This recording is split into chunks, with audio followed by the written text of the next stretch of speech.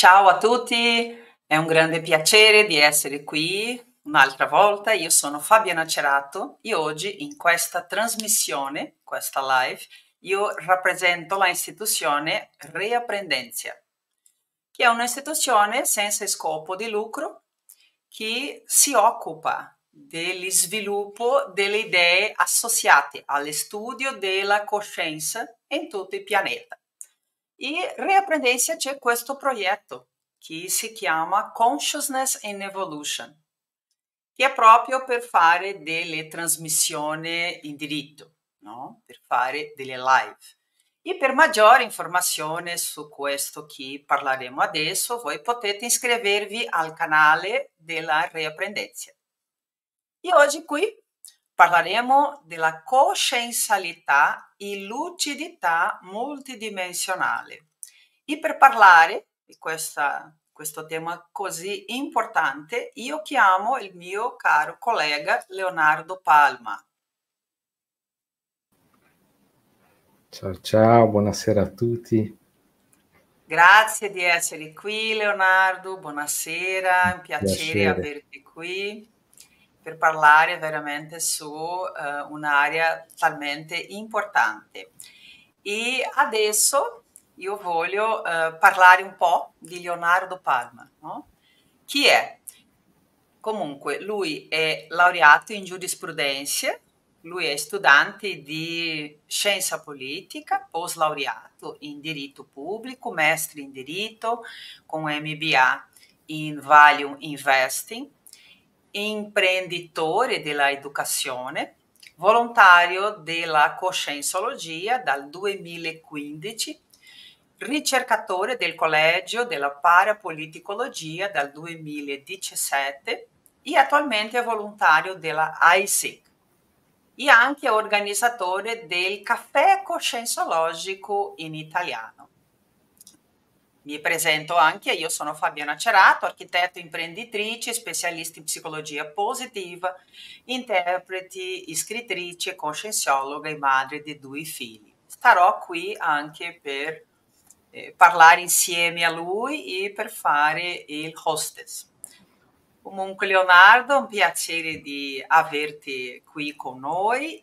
Prima di veramente aprire la parola, voglio soltanto spiegare cos'è la Reaprendenzia, che è un'organizzazione senza scopo di lucro, specializzata in formare insegnanti nell'area della coscienciologia, nell'area della crescita e sviluppo personale, anche si occupa dell'equilibrio energetico e di tecniche diverse. No?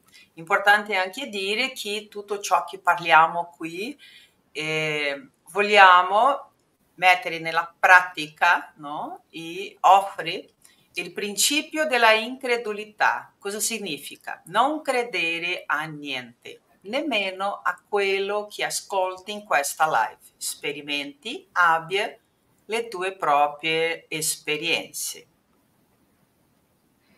Comunque, Perfetto. Sono io ora. sei Allora, te. allora, buonasera a tutti un'altra volta, un piacere essere qui parlando di questo tema importante, molto importante per la coscienciologia e principalmente per lo sviluppo di un attributo molto importante che è la coscienzialità. E qua parleremo un po' degli obiettivi, anche un po' del panorama della coscienciologia, di presupposti, le premesse. Però prima questa lezione, diciamo, questa presentazione ha degli obiettivi di comprendere il concetto di coscienzialità e gli altri temi presentati al fine di qualificare l'autocoscienzialità nell'attuale vita umana, comprendere l'importanza di sviluppare l'autocoscienzialità nel processo di evoluzione della coscienza e avere la possibilità di applicare dai contenuti esposti qui le nuove posture evolutive nella propria quotidianità. È questo che desideriamo e speriamo di farlo alla fine, anche per voi che dopo di questa live essere chiusa voi potete fare qualcosa, no? Riflettere su quello che ci sarà detto qui e portato. Allora, vediamo qui. Prima, come questi presupposti, credo che sia importante portare la idea che, o cosa è la coscienciologia e la coscienza. E questi sono concetti che il professor Valdo Vieira, il propositore della coscienciologia e della progettiologia, due temi che parleremo oggi anche, hanno concettuato di questo modo e che credo che didatticamente vi aiuterà molto a capire quello che porteremo qui. La coscienciologia può essere o è la scienza che studia la coscienza intera, di modo integrale, con tutti i suoi corpi, esistenze, esperienze, epoche, luoghi di vita, in un approccio, come ho detto, integrale, proiettivo e autocosciente in relazione alle varie dimensioni esistenziali. La coscienza è un termine in latino che è la composizione di con più scienza o con conoscenza. No?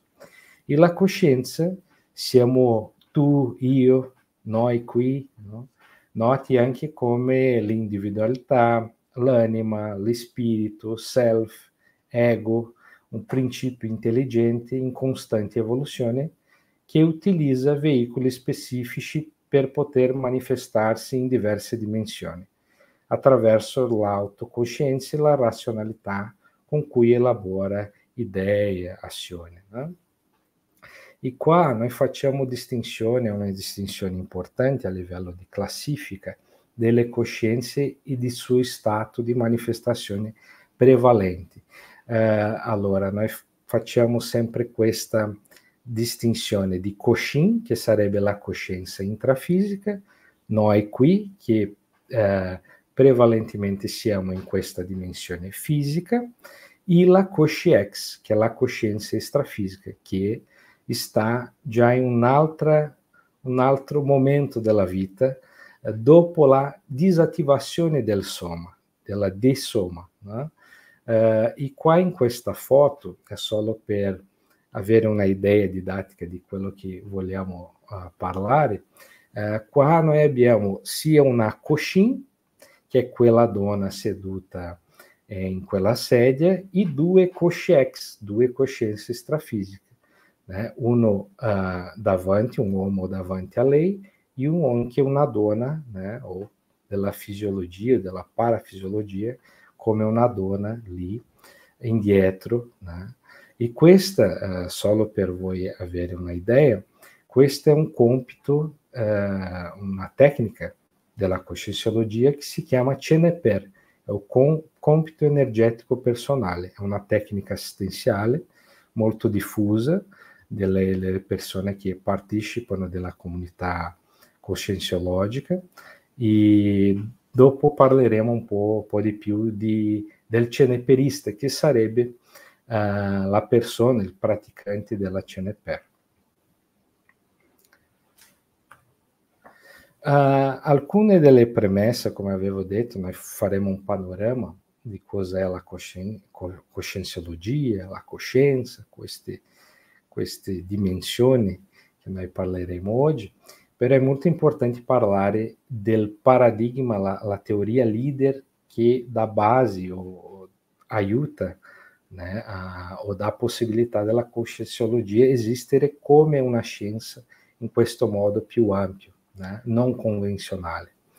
E questo paradigma si basa in qualche premesse, qualche pilastro, e qua anche solo a titolo didattico, perché parleremo brevemente, perché sono cose o premesse molto profonde. No? Ognuno di loro noi potevamo fare una aula, una lezione solo di questo, però non è lo scopo di oggi, però è importante parlare.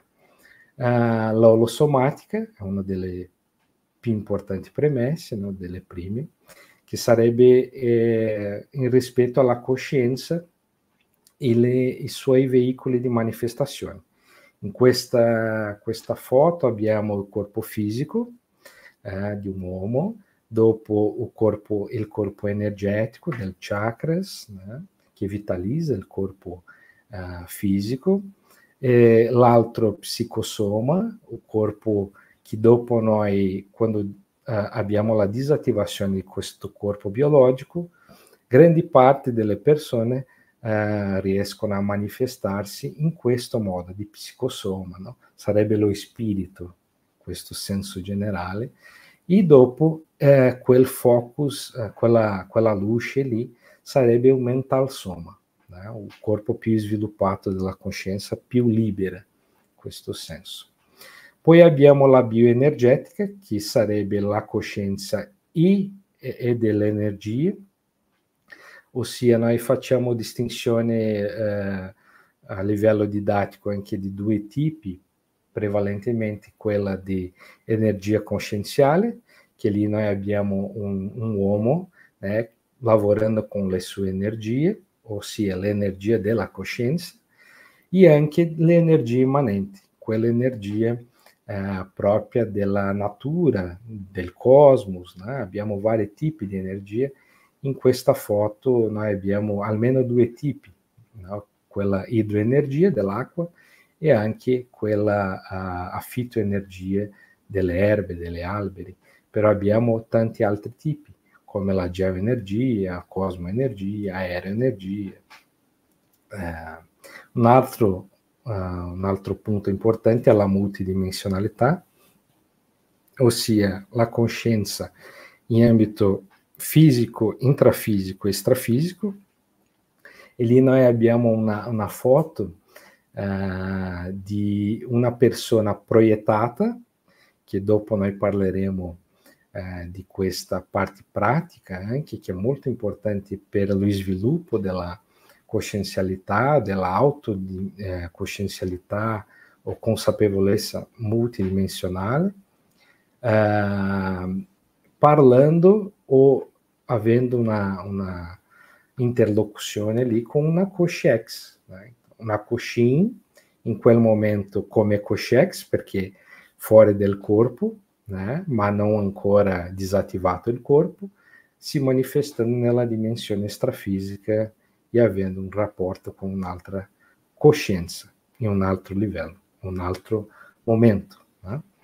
Abbiamo anche la serialità esistenziale, che sarebbe la coscienza e le sue multiple vite.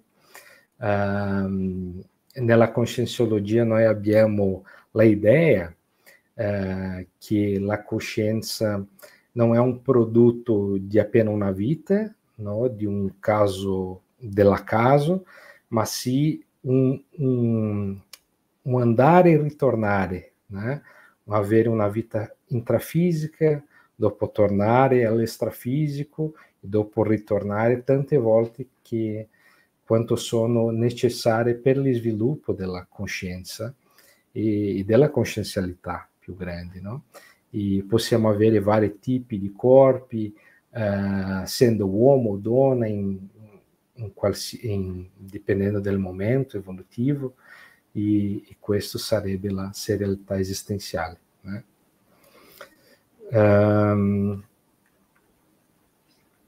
Abbiamo anche la cosmoetica, che sarebbe questa etica molto più ampia, più perenne, molto più ampia della morale, della etica umana, che si possa utilizzare come parametro evolutivo in qualsiasi dimensione dove la coscienza sia, e c'è molta correlazione della coscienza e dei effetti del suo pensene. Pensene è un neologismo della coscienciologia che collega tre parole: pensiero, sentimento e energia, no? E questo è un processo di cosmoetica, autocosmoetica, no? Della intraconsciencialità.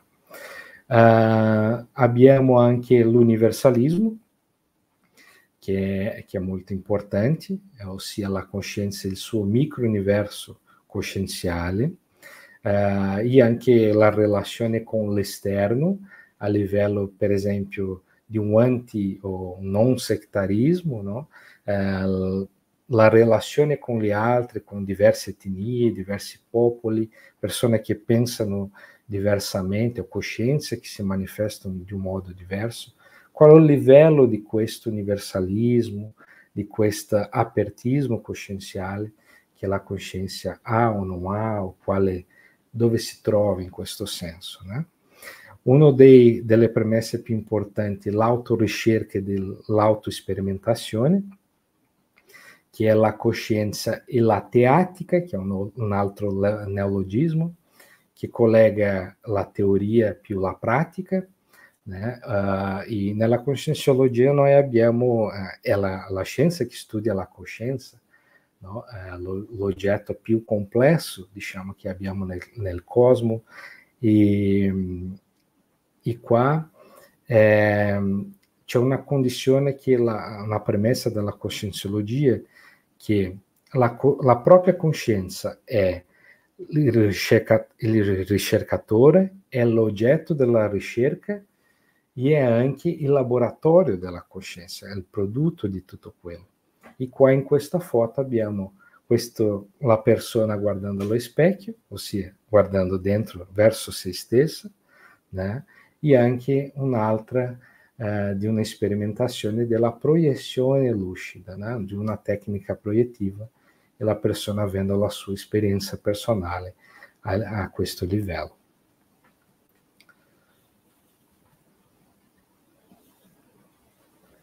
E per ultimo, questa verpun, che è anche un altro neologismo, che collega tre parole un'altra volta, che sarebbe verità relativa di punta. Sarebbe la questione della scientificità,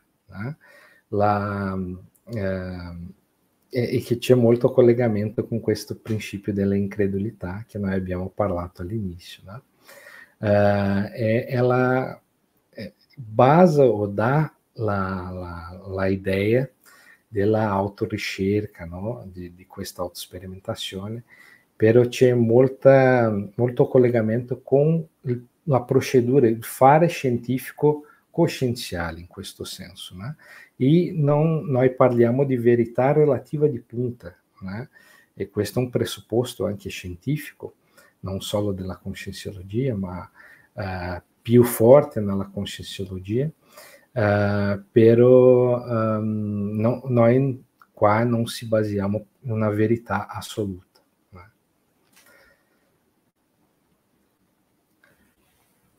Una delle altre premesse che già avevo previamente menzionato è la questione della proieziologia o della proiezione cosciente, né? La scienza che studia la proiezione cosciente o la forma lucida, né? La proieziologia nasce come la parte pratica della conscienciologia, viene prima anche del proprio trattato che basa la coscienciologia, né? E la proieziologia, le scoperte per il rinnovamento e la liberazione evolutiva delle coscienze. Qua è importante dire che la proiettabilità lucida è una unità di misura dell'autocoscienza, perché tutto cambia. Diciamo, la persona applicando delle tecniche che noi abbiamo qui, né, nella coscienciologia, le tecniche proieziologiche, avrà la possibilità di vedere questo altro lato della vita ancora come cosciente, né? Di avere la sua propria esperienza personale. E questo cambia tutto, né? È molto importante questo tipo di premesse per noi.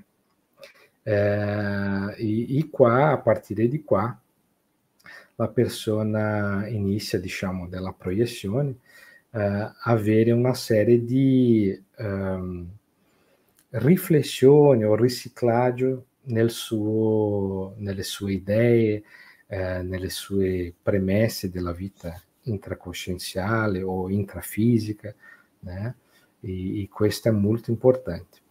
Un'altra cosa che voglio parlare brevemente è che, facendo un paragone della scienza convenzionale fisicalista, meccanicista, o newtoniana, cartesiana, o paradigma convenzionale, la consciencialità è molto piccola questa percentuale che si possa ricercare o sviluppare, né?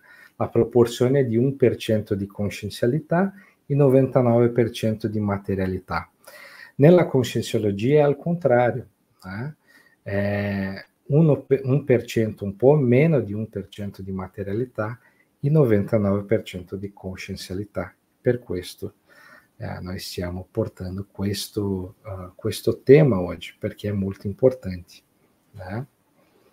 Leonardo, qui Sì. c'è una domanda che c'è da vedere con questo, no? Che qual è la posizione della scienza, della coscienza o della coscienzologia rispetto allo studio delle dimensioni? Tu hai appena parlato, si può spiegare un po' in più?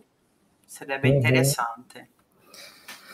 La posizione è di ricercare, no? Di vedere, di considerare almeno altre dimensioni nella manifestazione della coscienza e nel sviluppo della coscienzialità principalmente, no?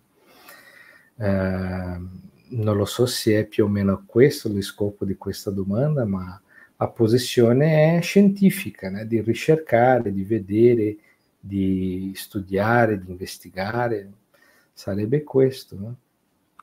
Sarebbe per questo che tu hai parlato di quella autoricerca, no? Ricerca di se stesso. Sì. C'è da vedere con questo. E ognuno di noi è un micro-universo conscienziale, questo è anche un tema importante nella conscienciologia. Ogni tanto si può dire che ricercando noi stessi, noi siamo capaci di capire il cosmo, o la macro, il macrocosmo, un macro universo. Non lo so, penso che sia più o meno lì, né? Andiamo avanti. Ok. Allora, noi stiamo parlando qui di coscienzialità, autocoscienzialità, ma cosa è questa coscienzialità, né? Concettualmente si può dire che è la qualità coscienziale che indica la maturità riguardo alla nozione della provenienza e del ritorno all'estrafisico, o anche la qualità delle comprensioni della cosmoetica pratica relativa alle condizioni personali come elemento attivo della para-umanità, sociex, e l'identità complessa. Qua questo termine sociex è come coscin e coscex, tá? Noi abbiamo la socin, che sarebbe la società intrafisica, e la sociex, che sarebbe la società estrafisica. E questa questione della autoconsciencialità, noi possiamo dire che è il livello di lucidità che la persona ha di comprensione di se stessi o di queste multiple dimensioni, no? Di sapere principalmente che lei non è appena un essere umano, un mero acaso biologico, no? Ma è molto di più. Lei è una coscienza, noi siamo coscienze. E abbiamo molte possibilità, la coscienciologia offre questa possibilità di tu vedere per te stesso questa realtà. Come abbiamo detto, non credere a nulla o niente di quello che stiamo parlando qui, ma tu hai la capacità di vedere con i tuoi propri occhi o paraocchi questa realtà più grande. E l'autoconsciencialità, attraverso l'iperacuità o la lucidità del parapsichismo e delle parapercezioni energetiche, realizza 3 imprese transcendenti, che è guardare oltre gli occhi, ascoltare oltre le orecchie e percepire oltre il tocco della pelle, molto oltre i 5 sensi umani, del corpo fisico. Qua abbiamo portato un paio di citazioni che credo che siano molto importanti per voi capire un po' di più l'importanza di portare questo tema qui e anche di approfondire nel futuro o voi con voi stessi dopo questa live. Queste sono citazioni di professor Waldo e credo che sono molto profonde. Lui dice che il più grande problema dell'umanità è l'incoscienza. La conoscenza è il prodotto degli artefatti del sapere, espandendo le percezioni della coscienza, cioè la coscienzialità. Lui dice anche che senza nuove conoscenze l'evoluzione della coscienza è impraticabile. Nessuno toglie dagli altri alcun risultato personale per quanto riguarda la coscienzialità. È la propria coscienza che si blocca o si espande o dà questa possibilità a lei stessa di usufruire o vivere questa condizione. La coscienza è l'unico mezzo valido o strumento efficace disponibile all'accesso della pararealtà mentale somatica. Se voi vi ricordate bene, nell'olosomatica che abbiamo presentato, c'era là il mental soma. Il mental soma sarebbe il corpo più sviluppato della coscienza, oppure la propria coscienza. Per quanto riguarda i nostri studi nella coscienciologia, ancora non consideriamo la coscienza senza mental soma. Allora è arrivare a questo punto che importa a noi. Un'altra questione più legata alla coscienzialità sociale, politica anche, è importante essere convinti della necessità della rieducazione cosmoetica di ogni cittadino individualmente al fine di raggiungere l'autoconscienzialità evolutiva del collettivo. È individualmente che la cosa si dà, però evolutivamente parlando anche del collettivo. La fine dell'evoluzione è un'evoluzione infinita. Leonardo, io Sì.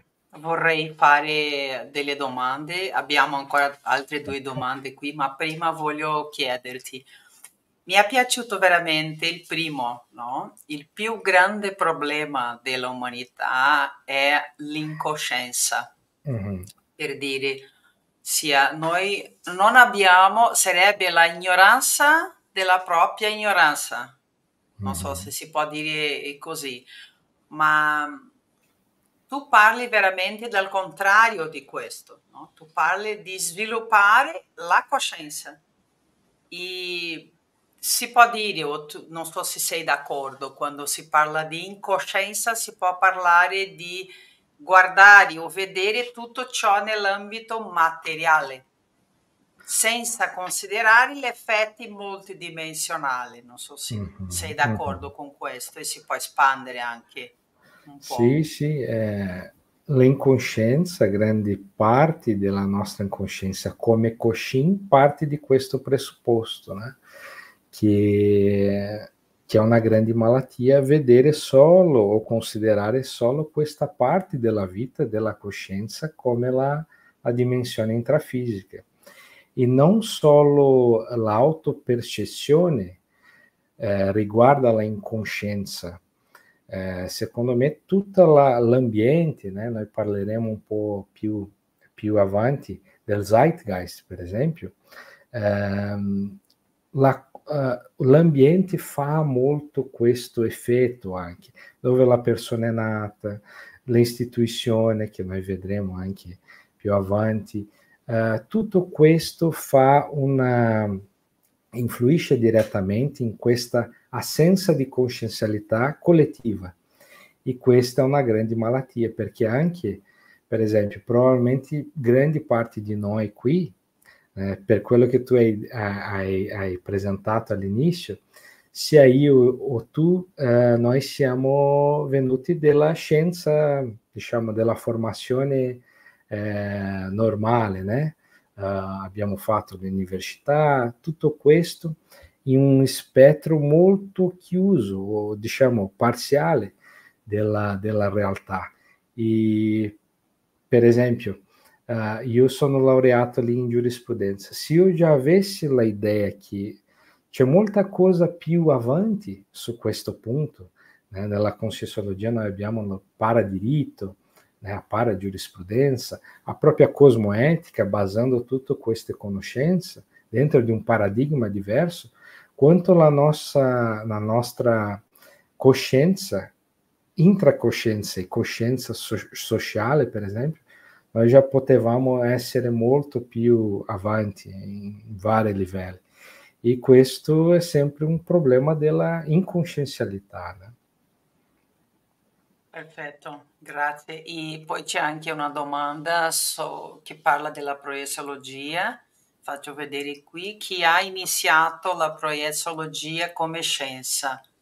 Non so se è il caso di parlare un po' cos'è la proieziologia e se vuoi spiegare un po' come sia tornato una scienza. Dopo, se vuoi, posso anche fare un complemento. Sì, sì. Guarda, per quello che so io, come è stata creata dentro dello scopo anche coscienciologico, no? Con questi termini, proieziologia, credo che sia stato il professor Valdo Vieira, anche propositore della coscienciologia. Non lo so se Fabiana è d'accordo, è questo, sì. Sì. E questo trattato che ho fatto vedere lì all'inizio è del 1986 la sua prima pubblicazione, però prima ci sta un altro libro che introduce la possibilità di avere il trattato e la composizione come una scienza, no? Che è la proiezione delle coscienze. Il professor Valdo ha studiato molto questo, lui aveva molta esperienza da quando era piccolo e ha fatto un bel lavoro e sistemato questa scienza, che oggi è una scienza coscienciologica anche.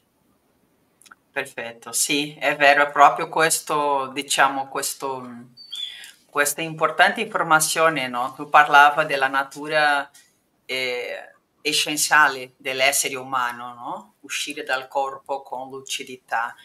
Invece lui faceva dall'età dei 9 anni, no? Usciva dal suo corpo con lucidità e ho stato veramente guardando quello che succedeva alla dimensione extrafisica, che c'è da vedere con l'altra domanda che abbiamo appena fatto, no? Parlato della dimensione extrafisica e è stato organizzato questa scienza per studiare in modo più tecnico e più basato sull'esperienza di ognuno di noi. Per questo quello principio, vero Leonardo? Sì, Non credere a niente, avere la tua esperienza personale. Sì, sì. Il professor Valdo nella proposta della proieziologia ha studiato, diciamo, tutto l'universo che riguardava la proieziologia per sistemarla così, né? Per scrivere il suo trattato. Se non mi sbaglio, lui ha fatto grandi acquisti di libri, ha studiato molto per vari anni, tipo quasi 2 decenni di anni, e più di migliaia di libri, articoli di vari scientisti, né, ricercatori di questo ambito anche per produrre questa o proporre questa scienza. Grazie. Allora, un altro concetto importante qua è il con. Cos'è il con?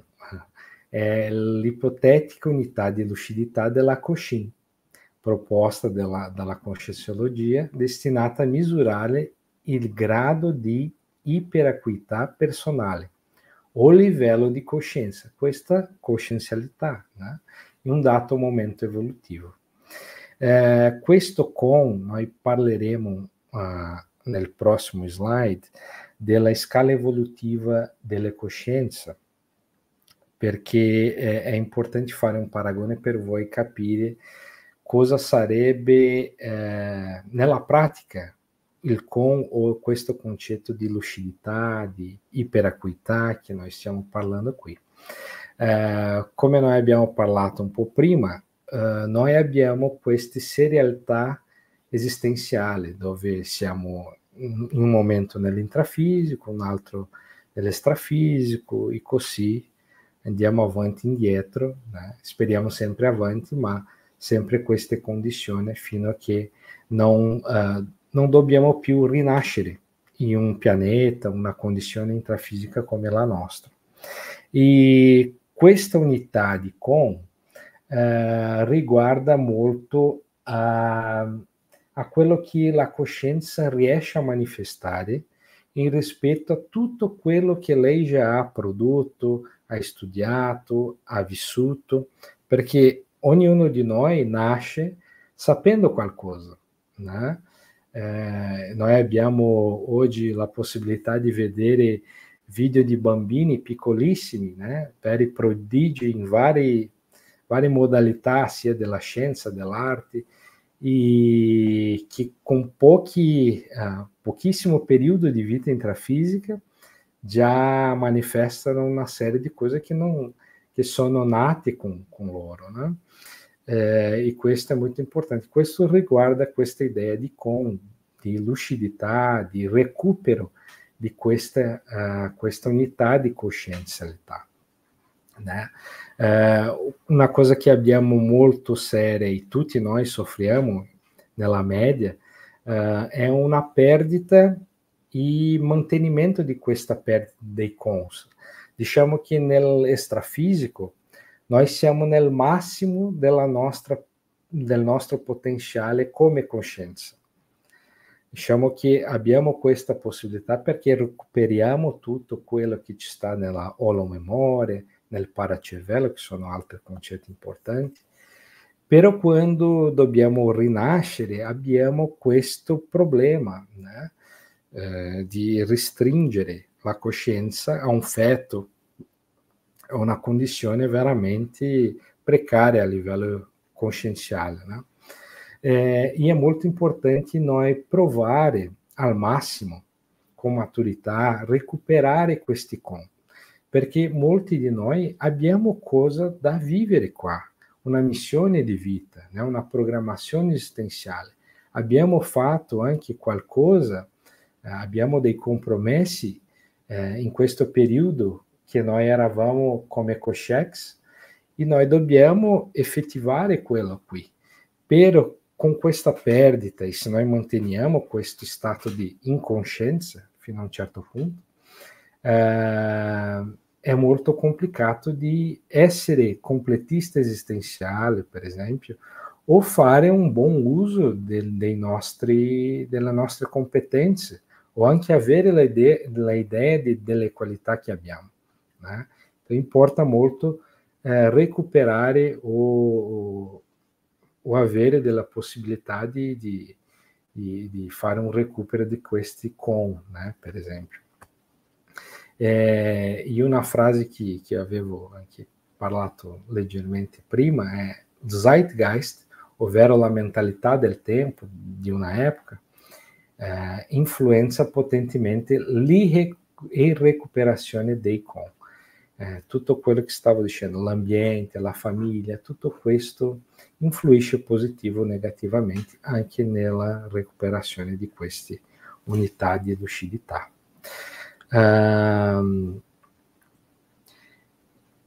E adesso parlo un attimo qui di questa scala evolutiva delle coscienze, che sarebbe lo stesso per noi in questo tema che stiamo parlando, può essere un sinonimo questo crescendo dell'autocoscienzialità. Questa è una scala evolutiva anche proposta nei presupposti della coscienciologia, dove possiamo classificare didatticamente le coscienze che abitano qui o che ancora rinascono qui nell'intrafisico, per esempio. Maggiormente noi abbiamo prevalentemente in questo momento nel nostro pianeta, noi abbiamo una immensa quantità di coscienze che riguardano questi tre primi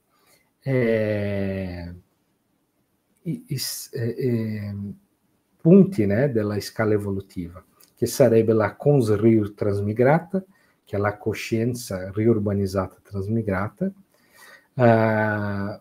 il numero 2 che è la cos risomata, la coscienza riurbanizzata risomata, il pre-serenone vulgare, che è la grande maggioranza della popolazione della Terra. E se voi guardate, noi abbiamo un percentuale nella terza parte della scala di che questo pre-serenone vulgare, per esempio, ha 25% del serenone. Qua non vado a spiegare esattamente cos'è un serenone, ma il serenone sarebbe un Homo sapiens Serenissimus, che abbiamo la teoria dei Homo sapiens Serenissimus, che serve di modello per noi della coscienciologia. E come voi potete vedere, se noi consideriamo che grandi parti sono in questo 25% della lucidità massima, che sarebbe il serenone, di 100%, abbiamo una bella differenza di percentuale, ossia ancora un bel percorso da fare facendo la presunzione di che questa scala c'è sta corretta, diciamo. Per esempio, solo per tornare un po' nella idea del con, che sarebbe quella unità di lucidità, il serenone già non soffre con il restringimento intrafisico, nel senso della rinascita. Lui non perde, o lei non perde, questa capacità di iperacuità dell'autoconsciencialità. Loro già sono un altro livello rispetto a quelli che ancora rinascono qui nel nostro pianeta. E volevo parlare velocemente del numero 5 e numero 6. Il numero 5 riguarda a quella immagine delle prime slide, che sarebbe il ceneperista, che è quello che pratica la ceneper. E che lui, se voi guardate bene, nell'ultima parte, sta ancora verso il 25% del serenone. Non cambia tanto, o praticamente nulla in questo senso. È un compito che farà la persona cambiare, che la persona, la coscienza riesca a cambiare effettivamente il suo livello di autoconsciencialità. Però, per esempio, il prossimo, che è il numero 6, che è il proiettore cosciente, che noi abbiamo parlato, già ci sta un scatto di 5%. Qualcuno può pensare, ma solo 5%?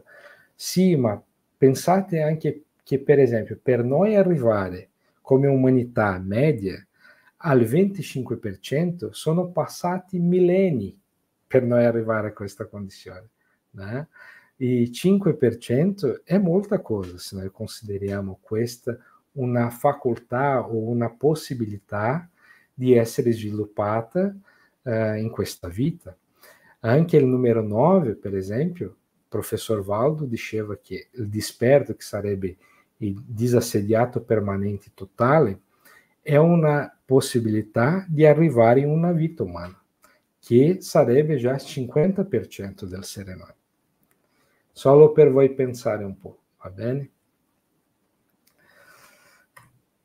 Allora, come abbiamo anche la scala evolutiva della coscienza, abbiamo anche un livello diverso, livelli diversi delle coscienzialità rispetto alle istituzioni. Io voglio parlare brevemente di questo, ma solo per voi avere una idea e pensare se c'è un senso questo che sarà detto qui. Un'altra volta il professor Waldo classifica questo tipo di istituzioni da prematerna all'avanzata, ossia il numero 1 è la più precaria e la quinta la più, diciamo, il modello, la cosa più avanzata che abbiamo fino ad oggi.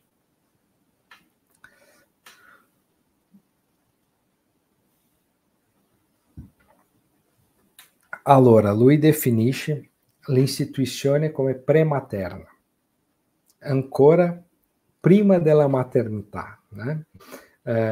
Con una coscienzialità di filosofia spiritualista, però dentro di un paradigma salvazionista delle anime, né? Per esempio chiese, centri spiritisti, molto legate alle religioni, né? A processi di dogmaticismo, né? Catechismo, credo che sia questo, né? Di verità assoluta, molto legati ancora a processi di lavaggi di cervelli, una cosa ancora molto, per questo lui mette come prematerna. Dopo abbiamo le istituzioni primarie, dentro delle filosofie spiritualiste, per un paradigma salvazionista indiretto, come gli istituti cattolici di parapsicologia, perché già ci sta un certo sviluppo, almeno di considerare un'altra ottica un po' più ampia che solo la psicologia, per esempio, che è fisicalista, no?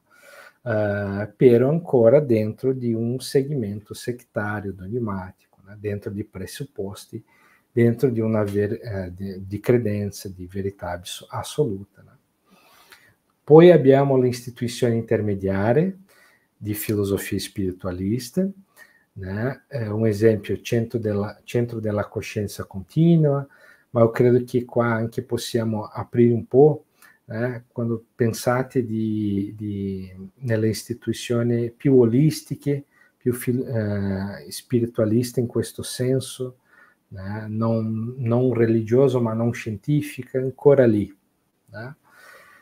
Poi le istituzioni superiori, dentro di una filosofia materialista, ossia dell'uso di un paradigma meccanicistico, fisicalista, newtoniano, cartesiano, esempi la Sapienza, le università in generale, i centri tecnologici, Bocconi, a USP, che sono molto importanti, però sono ancora dentro di questa condizione materiale. Né?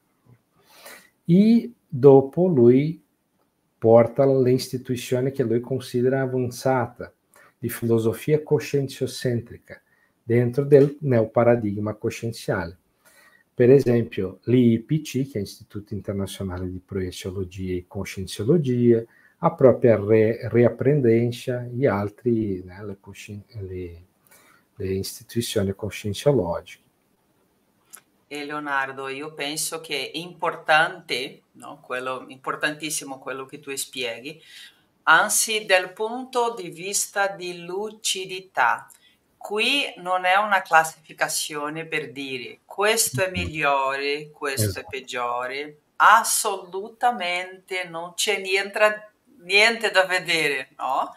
È una classificazione di lucidità, di avere la lucidità più ampia. No? Perché avanzata? Perché lui parla di istituzione avanzata? Perché ti permette aprire e studiare la tua vita in tutte aree, in tutti aspetti, con il coinvolgimento multidimensionale. No? Per dire, io sono architetta, ad esempio, no? prendo la mia professione. Io posso essere architetta utilizzando il paradigma fisico, intrafisico, ma anche posso utilizzare il paradigma non fisico. Questo mi dà un'amplitudine di visione, di percezione. Importante soltanto rinforzare, perché a volte le persone possono pensare ma questo è migliore, questo è peggiore, non è veramente questo. In questo senso abbiamo anche un'altra domanda che c'è un po' da vedere con quello che tu hai parlato, che è quello che parla qui, che dice la serialità esistenziale potrebbe essere la ruota del samsara del buddismo. Cos'è il samsara del buddismo? Sarebbe il movimento, il flusso continuo di nascimento, crescita e morte. Penso che questo c'è da vedere con la serialità. Probabilmente io sinceramente non conosco questo concetto, no? Conosco molto poco del buddismo, non saprei dire esattamente, ma lo so che il buddismo anche considera questa possibilità, né, delle varie vite. Forse può essere questo. Sì, io penso che il concetto c'è da vedere con la serialità, no? Sì. E qua solo delle istituzioni c'è una differenza anche a livello di quello che è più avanzato nel senso della scientificità, no? Lui fa questa differenziazione o fai questa classifica anche su questo livello, no? Quello che è più scientifico e quello che o oggetto della ricerca è più complesso anche, e quanto quello riesce a quel paradigma riesce, o quelle istituzioni riescono a contemplare di più quella realtà più vicina alla realtà più reale della coscienza, diciamo.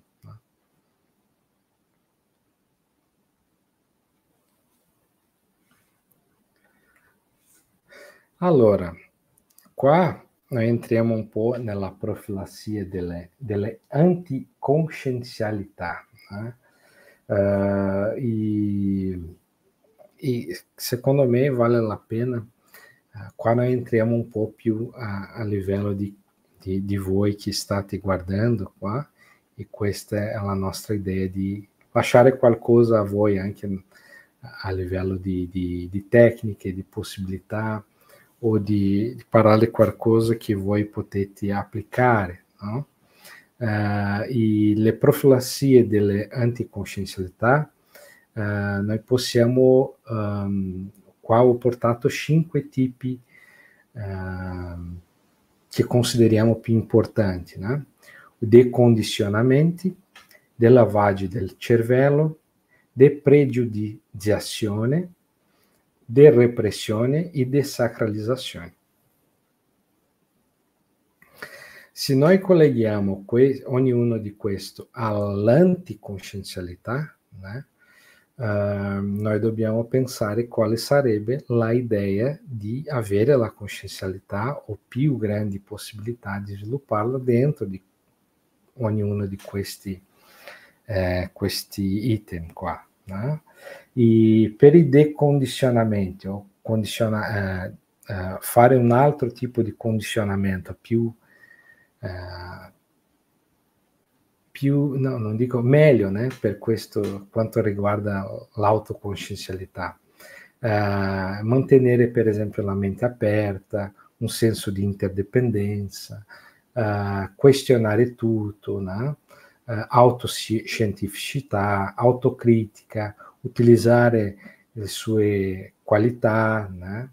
Questo aiuta a decondizionare qualsiasi tipo di condizionamenti negativi, né? Del lavaggio del cervello, né? Liberazioni mentali, si può fare qualche riciclaggio a livello della mentalità, anche questo punto di essere più universalista, che noi abbiamo parlato al principio, no? Di essere più aperto, identificare i propri tratti forti, deboli, né? Lo sforzo personale lucido del comprire, né? O compimento della proessis o della programmazione essenziale possono aiutare tanto. Depregiudiziazione, né? È l'azione del depregiudizio, no? La razionalità, agire con razionalità, la logica, l'autodiscernimento, la mental somatica, avere più coscienza, non essere così fanatico, né? Fanatismo è un grande problema anche, pensare più, mettersi nel posto dell'altro, no? Di repressione, proprio lavoro con l'energia aiuta tanto. Noi abbiamo una tecnica della mobilizzazione basica dell'energia nella coscienciologia, anche l'EV, né? Stato SV, né? Stato vibrazionale, aiuta tanto. A própria prática del sesso maturo e quotidiano, né? Neofilia, e in rispetto di sacralizzazione possiamo dire sviluppare un po' più, pensare, riflettere sulla cosmoetica, qualificarla, senso di universalismo, la propria proiezione lucida, studiare questo e provare a fare, lolo maturità, maxi fraternità, eccetera, ma più o meno queste tecniche possono aiutare. Leonardo, noi stiamo arrivando alla fine, abbiamo ancora alcuni minuti, se vuoi fare la riflessione e forse sì. Parlare un po' dei libri, sarebbe bello. Ok, abbiamo tre minuti, 2 minuti. Senz'altro, ma può fare la tua spiegazione. Ok, e qua alla fine, anche per concludere, l'idea sarebbe di provocare, né, qualche tipo di riflessione in voi. Noi abbiamo portato qui 5 domande che riguardano a vari livelli diversi di coscienzialità che possiamo avere in questo momento e riguardano la nostra manifestazione coscienziale come coscienza. E questo penso che sia adatto anche in quello che ho visto, né? Ultimamente vivendo anche in Italia, no? Come questa è una live anche per il popolo italiano, credo che questo sarebbe il mio contributo miglior, né? Di provare a fare qualche riflessione per voi pensare e concludere questa live. Allora, da quale di queste condizioni presentate qui ti senti completamente liberato? Ce l'hai davvero la libertà di evolvere? Hai mai colpito qualcuno con l'uso di una parte del tuo corpo o con un oggetto? Che livello di iperacuità usufruisci nella vita? E quanto è buona la tua performance oggi? Su di qua, e se voi avete anche la possibilità di studiare un po' di più la scala evolutiva che noi abbiamo presentato brevemente qua, secondo me voi riuscite ad avere una buona idea o almeno una partenza per studiare un po' a se stessi e vedere quanto devono ancora svilupparsi per riuscire ad avere una miglior condizione di autoconsciencialità, coscienzialità multidimensionale e vivere più come una coscienza che solo per il corpo e come un animale intrafisico, né? Sarebbe questo. Perfetto, sono riflessioni importantissimi, anche tutti i concetti che tu hai parlato, Leonardo, sono importantissimi. È importante anche a dire perché forse c'è qualcuno che arriva, no? Adesso chiede, ma io adesso, no? Cosa faccio? Cosa posso fare per cominciare? Forse sarebbe interessante anche parlare un po' dei libri, no? Per guardare. Abbiamo anche altre trasmissioni, altre live in italiano che abbiamo già fatto per parlare, ma questa tua veramente c'è quella differenziazione perché per me è molto profonda, no? Sono sicura che c'è tanto da riflettere, Mm. specifico qui alla fine anche. Comunque forse tu parli un po' dei libri, così possiamo piano piano arrivare a concludere. Sì. Ah, posso anche passare per le referenze, lì ci sono qualche Mhm. libri che sono molto importanti, alcuni di loro noi abbiamo parlato qui, principalmente projeciologia, e qua li abbiamo messo quelli inglesi, perché ancora stiamo facendo, né, le traduzioni di alcuni libri per l'italiano, però quello che ci sono e tu puoi trovare sono quello in portoghese maggiormente, in inglese principalmente questi trattati che fanno parte della base della proieciologia, della coscienciologia, né? Qua ci sta anche un link di download, per il download dei libri che ci sono lì, ci sono altri, anche più di questi, e tutti loro aiutano. I libri della coscienciologia sono molto interessanti perché aiutano tanti a sviluppare questo che noi abbiamo portato oggi, questa coscienzialità, anche a livello teorico, perché se tu hai contatto con una informazione più ampia, di una realtà più ampia, è quasi naturale che tu inizi già a espandere questa possibilità e anche le vivenze, no? Le esperienze posteriori. È molto interessante, vale molto la pena e è questo.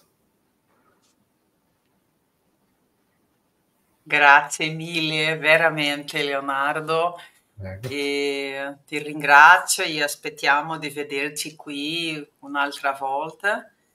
E non so se vuoi dire qualcosa per concludere. Solo ringraziare a voi della riaprendenza, tutti quelli che sono qui con noi per il vostro tempo e spero che abbiamo aiutato in qualche modo, né? E spero un altro invito per parlare di qualcos'altro. Va benissimo, grazie, grazie di essere qui, grazie a tutti voi anche di essere qui con noi, grazie per le domande e parliamo a presto. Un saluto a tutti, ciao, Ciao, ciao. ciao.